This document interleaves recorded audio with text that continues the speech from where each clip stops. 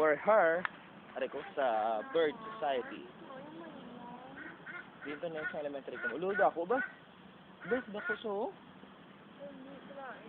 Dakong class, kiss ba? OMG, ang laki-laki mo naman.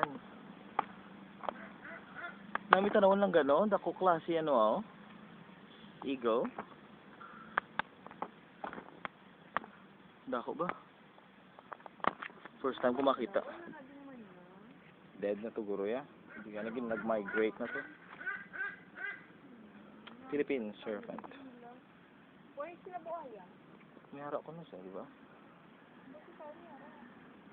We'll see kung di na ng buhaya. Boss na hamon buhaya. Ano na be? Ano siyang serpent siguro? Serpent, eagle. Kasi ganun kabalo kung nga nag-serpent na siya.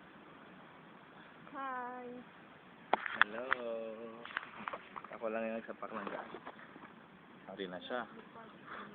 Uwi pa sila. Ano yung grass owl? Ay! Ano siya, grass owl. Nakaw niya nga daan palagtik siguro. Grass. Damo di lamok lang ka. Bawal na di kali mag-short. Uy!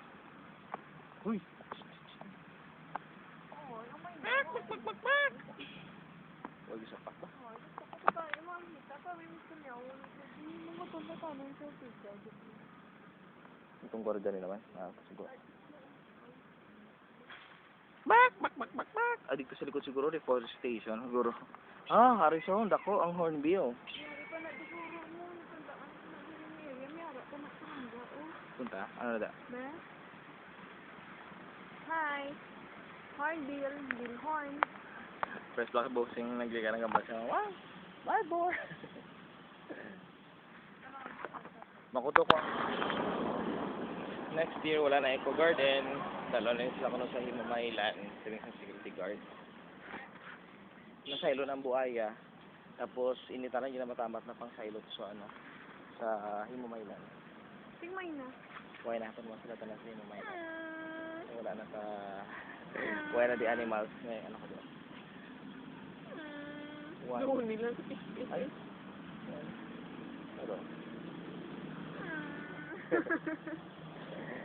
Pwede ka din sa eco garden lang ka. Sibot sa tao. Ay, naka. Why na? Sigaw ka. Waon nila. Kung ano nyo pa nun. Come on. I don't know. Kalamatay na din sa apas. Nabito ko na sa Himamaylan. Ha? Basta ko gurong duta ang nakuha nila sa Himamaylan. Wala. Doon nagmay na ako. Pinakuha ko ng sound nila. Kaya, may gita-digalian nyo. Mukhang pa may Himamaylan lang. Pwede doon kayo. Tulong pa kayo. Hindi, wala